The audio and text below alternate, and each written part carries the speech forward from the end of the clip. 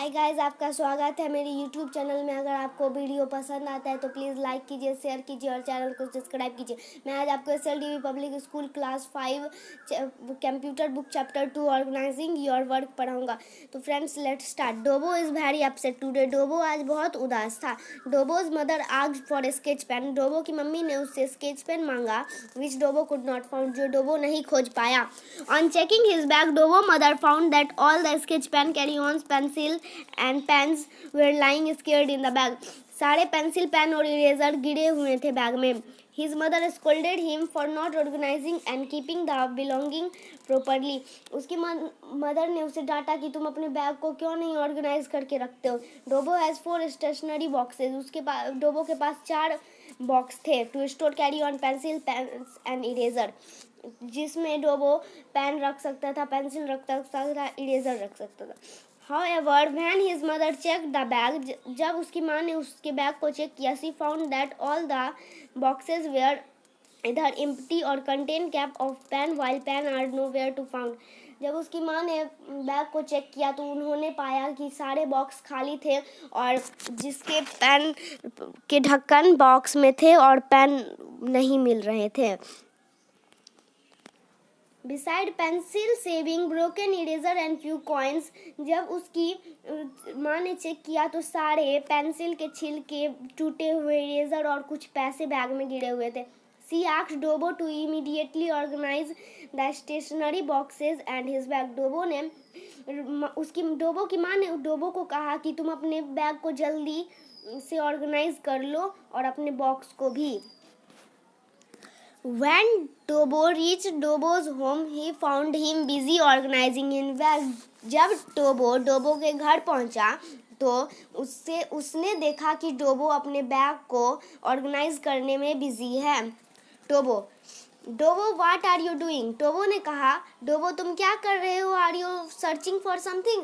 डोबो ने कहा कि क्या तुम कुछ ढूंढ रहे हो? डोबो कहता है, I am trying to find cap of few pens and also organizing my bag and other book. डोबो कहता है कि मैं अपने बैग को ऑर्गेनाइज कर रहा हूँ और अपने कुछ बुक्स को भी। डोबो ने कहा, I actually wanted to copy the invitation file from your computer which you have created the other day. जो तुमने अगले दिन क्रिएट किया था वो मैं अपने कंप्यूटर पे कॉपी करने वाला था, इनविटेशन फाइल। डोबो कहता है, okay you may copy it. Dobo कहता है कि तुम कॉपी उसे कर सकते हो। डोबो कहता है, there are so many files on your desktop. तुम्हारे डेस्कटॉप पे बहुत सारे फाइल्स है। Which one of invitation file? इसमें से कौन सा इनविटेशन फाइल है? I wish to copy, could you please help me? क्या तुम मुझे मेरी मदद करोगे?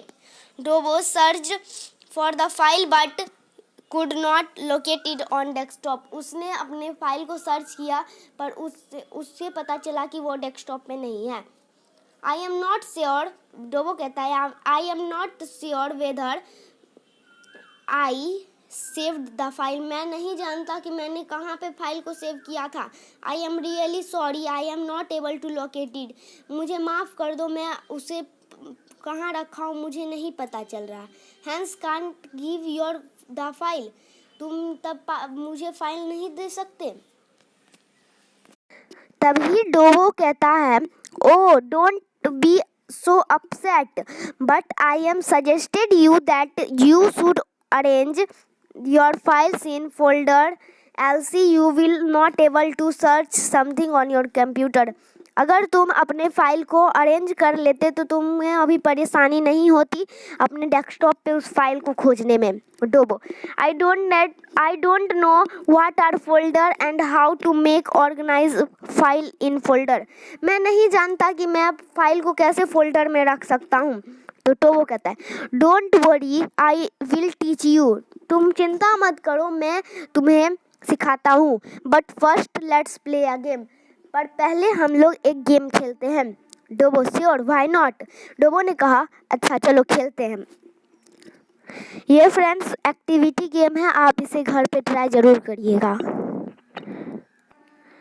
डोबो, I guess I am stunt understood how to important it to organize thing in proper order. मैं गेम खेल के समझ गया कि मैं अपने चीज को प्रॉपर ऑर्डर में रखना चाहिए अपने चीज को। तो वो correct, it is very important else you will not be able to find things and will waste of lot precious time in searching for required file object. We must store important in such way that we are able to retrieve. हमें अपने चीज को organise करके रखना चाहिए ताकि हम उसे खोज सकें और अपने टाइम को भी वेस्ट ना करें। Whenever needed, जब पता चला। In the technical era, computer are largely used for storing information.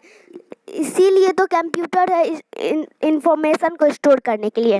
This information is stored in computer memory. यह इंफॉर्मेशन कंप्यूटर के मेमोरी में स्टोर होता है, हार्ड डिस्क।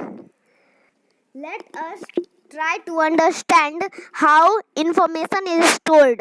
हम लोग चलो पता करते हैं इंफॉर्मेशन कैसे स्टोर होता है।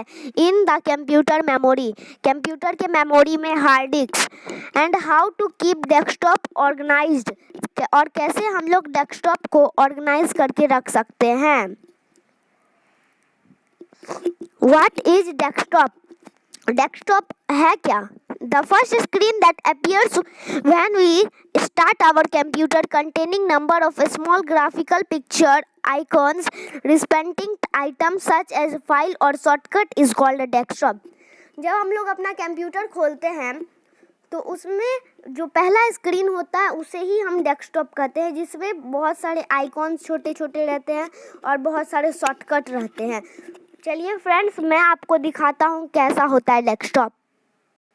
फ्रेंड, अभी मैं अपना कंप्यूटर आपको ऑन करके दिखाऊंगा और जो पहला स्क्रीन आएगा उसे ही हम डेस्कटॉप कहते हैं। यहाँ पे थोड़ा टाइम लगता है और ये जो फ्रेंड स्क्रीन है इसे ही हम डेस्कटॉप कहते हैं। इसमें बहुत सारे आइकॉन्स रहते हैं जैसे Mozilla, Firefox, this PC, Microsoft EDGE, और यही डेस्कटॉप है।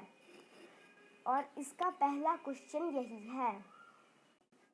तो फ्रेंड्स, ये है पहला question, what is desktop? The first screen that appears when we start our computer is called desktop. ये क्वेश्चन आप लिख लीजिएगा। और ये सब जो है ये कुछ आइकन्स है, ये सब आइकन्स है। Icons, what is icons? Small graphical symbol pictures are called icons. और आपको मैं इसके पार्ट्स बता दूं। पहला है आइकॉन, दूसरा है स्टार्ट बटन, तीसरा है टैक्स बार। और अब tax bar and start button के बारे में अब हम लोग पढ़ेंगे। और उसके आगे लिखा है tax bar and start button. The tax bar is a long horizontal bar located at the bottom of the desktop. ये जो आप देख रहे हैं यहाँ से यहाँ तक, यहाँ से यहाँ तक, ये टैक्स बार है, पूरा टैक्स बार है। अब टैक्स बार के पार्ट्स में बताता हूँ आपको, ओके। पहला ये जो आपको दिख रहा है यहाँ पे, इसे हम कहेंगे स्टार्ट बटन। और फिर यहाँ से ये नॉट यहाँ तक इसे हम कहेंगे क्विक लॉन्चर। और इसके बाद जितना भी पार्ट है वो है नोटिफिकेशन एरिया। अब नोटिफिकेशन एरिया में क्या क्या होता है अब मैं उससे बताऊंगा। जैसे यहाँ पे आपको शो करेगा, वॉल्यूम शो करेगा, वॉल्यूम 100% है। और यहाँ पे कुछ आपका मैसेजेस शेयर करेगा और आपको बैटरी दिखाएगा, इंटरनेट दिखाएगा और आपको आपका टाइम दिखाएगा और डेट दिखाएगा। और क्विक लॉन्चर क्या है? यहाँ पे जैसे हमें अगर ऐप स्टोर खोलना है कंप्यूटर का, तो पहले हम यहाँ पे जाएंगे और फिर यहाँ देखेंगे कहाँ है स्टोर, और इतना हमें स्क्रॉल करने के बाद डबल टैप करना पड़ेगा यहाँ पे, तब ही ये खुलेगा। अगर हम यही चीज़ क्विक लॉन्चर से करेंगे तो ये, जैसे हमें यहाँ पे खोलना है माइक्रोसॉफ्ट ईडीजी, तो हम 1 टैप करेंगे और ये माइक्रोसॉफ्ट ईडीजी ओपन हो जाएगा। तो क्विक लॉन्चर 1 टैप से हमें जल्दी से पहुँचा देता है। और हमें बाहर अगर जाना है तो हम यहाँ पे क्रॉस बटन टिपेंगे तभी जा सकते हैं।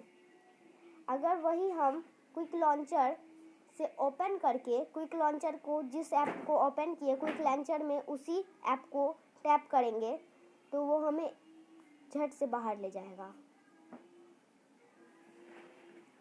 यही है क्विक लॉन्चर का काम।